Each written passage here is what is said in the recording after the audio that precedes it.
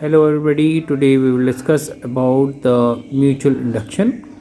ये mutual induction क्या होता है, इसमें दो कॉइल्स होती हैं और किसी भी तरीके से एंगल से लगे हैं।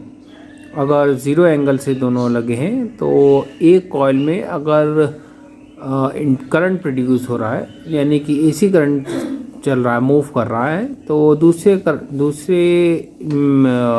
कॉइल में ऑटोमेटिक करंट प्रोड्यूस हो जाएगा। उसे इंड्यूस करंट कहा जाता है। ये इस तरीके देख सकते हैं।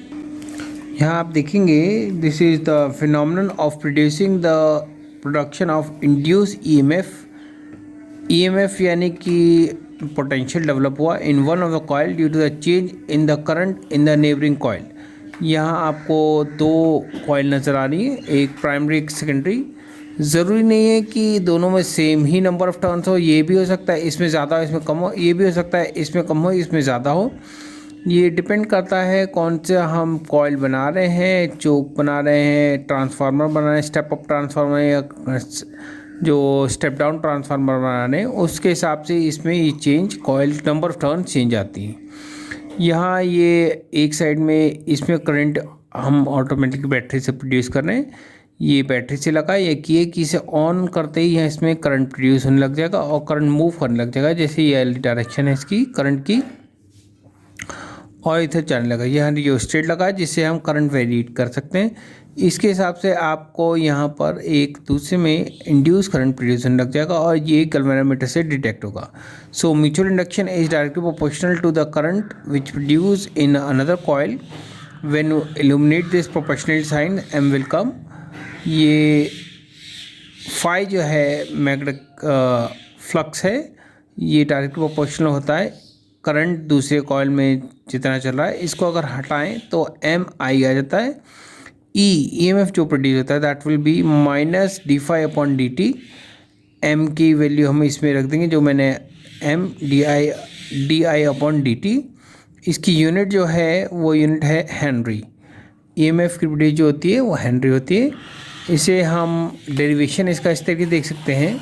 यहाँ आप देखेंगे दो कॉइल हैं S1 एंड S2, दोनों अलग अलग रिप्रेजेंटेशन है कलर से, इसलिए कि वो आसानी से डिटेक्ट हो सके। S1 जो है नंबर ऑफ टर्न्स हैं capital N1 total number of turns, और S2 में जो टोटल नंबर ऑफ टर्न्स हैं वो N2 है। और A इज़ द एरिया यानी पाई आर स्क्वायर, जो भी इसका रेडियस होगा उसके हिसाब से। L जो है टोटल लेंथ है, length of the both of the solenoid, दोनों की लेंथ बराबर है, और L है।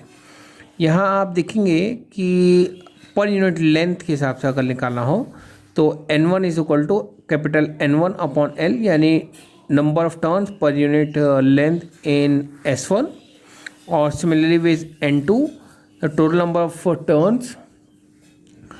Turn in S2 upon the length, इसे कहते हैं। और इसमें जो मैग्नेटिक फ्लक्स है इसमें हम करंट I1 पहले प्रोड्यूस करेंगे बैटरी से, तो ऑटोमेटिक I2 प्रोड्यूस होगा S2 में। तो यहाँ पर आप देखेंगे magnetic field setup inside S2 due to I2 is B2 is equal to mu naught I2 N2, और N2 जो मैं ऑलरेडी बता चुका हूँ, N2 is total number of turns in mutual in solenoid N2। तो N2 अपॉन L ये जो है नंबर ऑफ टर्न्स पर यूनिट लेंथ है इन सोलेनॉइड 2। तो मैग्नेटिक फ्लक्स अगर आप देखें link with solenoid S1 is phi 1 is equal to B2 A N1। तो हमारे आएगा, इसकी वैल्यू पुट कर देंगे हम, तो हमारा का mu naught I2 N2 A N1। Mutual induction of a coil 1 with respect to the coil 2 is given by M21 phi 1 upon I2, और I2 की वैल्यू इसमें रख देंगे। तो हम इसे सॉल्व करेंगे तो ये वैल्यू आएगी, और I2, so mu naught N1 N2 A upon L. L is the length. So similarly अगर आप देखेंगे तो हम कॉइल 1 में, क्योंकि एक बार हम इस वाले में प्रोड्यूस करके चेक कर रहे हैं, अगली बार हम दूसरे वाले में करेंगे और फिर दोनों को इक्विवेलेंट कर देंगे, क्योंकि म्यूचुअल इंडक्शन में बराबर ही आते हैं। तो सिमिलरली हम B2 कैलकुलेट करेंगे। B1 mu naught I1 N1 और N1 is equal to total N1 upon L।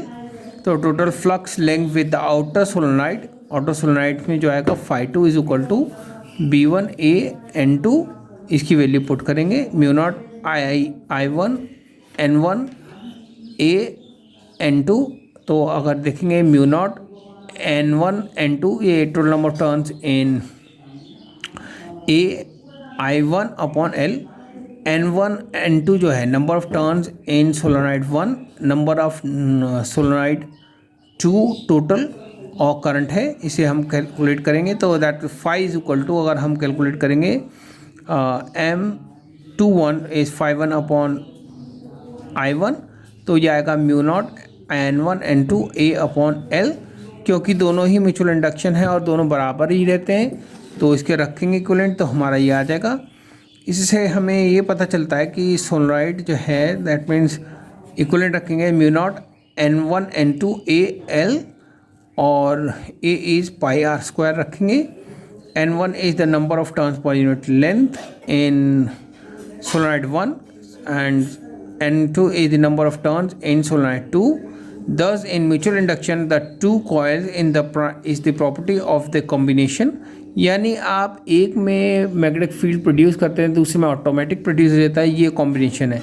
इससे कोई मैटर नहीं करता, it does not matter which of the function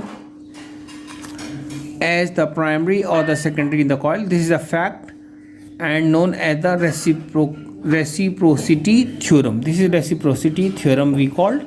और इससे आप ये कह सकते हैं जो म्यूचुअल इंडक्शन है is directly proportional to N1 N2 number of total number of turns in magnetic solenoid 1 and solenoid 2। ये एरिया पे डिपेंड करता है, directly proportional to area, directly proportional to जिसमें उनका सेपरेशन है, और रिलेटिव उसकी ओरिएंटेशन। यानी कि अगर आप देखें कॉइल, अगर मैं पहले जैसे मैंने देखा कॉइल एक ऐसे है, अगर आप इस तरीके कॉइल चेंज कर देते हैं तो उसका किस तरीके से एंगल डिपेंड करता है, ये इस पर रिलेटिवली पता चलता है। और हम आज इतना ही पढ़ेंगे। आज के लिए बस इतना ही। जिन्होंने मेरा चैनल सब्सक्राइब नहीं किया है सब्सक्राइब कर दें, शेयर करें, लाइक करें, जिससे कि उन्हें मेरे नए वीडियोस की अपडेट्स मिलते रहें। Thank you.